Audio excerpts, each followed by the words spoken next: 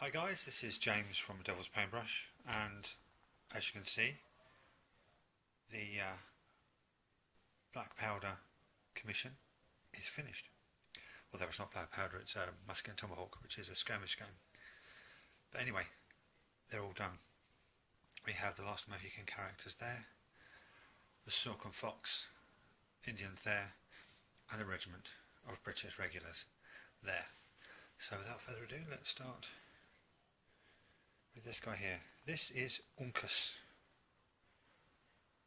last Mohicans, Chingachgook's last surviving son. This is Chingachgook. As you can see on the back, he's got that strange close combat weapon he has in the film. Looks like a sharpened musket. And this is Nathaniel, Hawkeye. And if you look across his chest, don't know if you can see. Come on, focus. Focus. Don't know if you can see. Come on, please focus. There's the belt with all the beads that he has in the film. This is Miss Cora Munro, the object of affection to Hawkeye and the Colonel's daughter. Eldest daughter, I should say. This is Alice Munro, the Colonel's youngest daughter and the object of affection of Uncas. And this is the villain of the piece. This is Magua, the Huron war chief who passed himself off as a Mohawk and leads the British into an ambush. Now we have the Silk and Fox Indians. I didn't do a lot of research on these guys, I just researched the colours, focus, and the war paint and what have you. I didn't do a lot of research into the actual tribe, which I probably should have done. Right now, musketeer. This one, I have to say, is probably one of my favourites. This one and the next one, probably my two favourites. That's a good thing about Warlord games. They put in so much movement into the middles without too much effort. They're really good at it. Excuse me, they're really good at it. This game, this is another one of my favourite ones.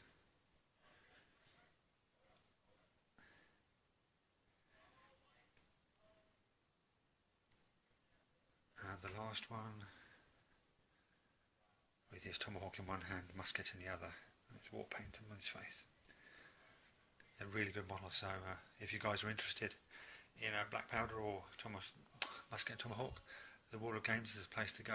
Anyway, just going to show a couple of the British regulars. The red coats.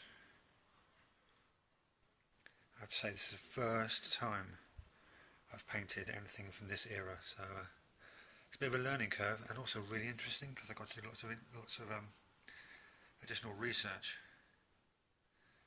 and what have you into uniforms and regiments and what have you for well, just because I'm a history geek.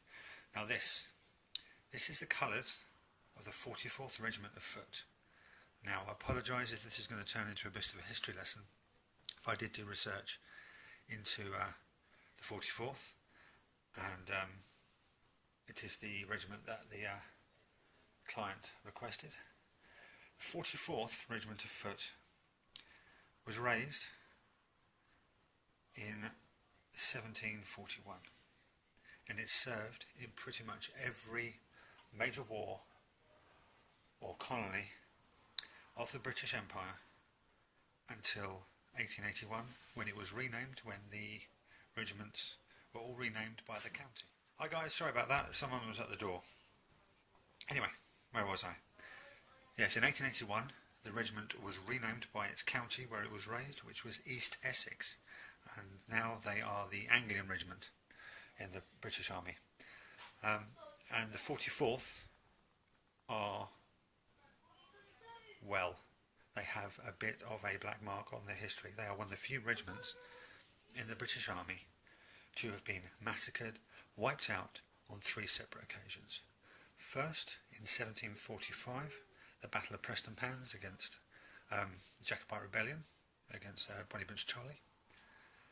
Secondly, at the Battle of, and I've written this down, I need to read this off. The Battle of Monongahela River in the French and Indians War in 1755, where they were wiped out by a tribe of Native Americans allied to the French. And finally, in 1840, from the retreat of Kabul to Jalalabad in the First Afghan War. They made a last stand in the mountain passes and were wiped out. So, there you go. That is the first half of this commission done. The second half is some Persian immortals for the client's cousin, which I'll be doing momentarily. So there you go, guys. I hope you enjoyed this. Hope you found it mildly interesting and I haven't bored you with all the history. As usual, if you'd like to pop a like, subscribe, tell your friends, that'll be awesome. And as usual, guys, I'll catch you next time.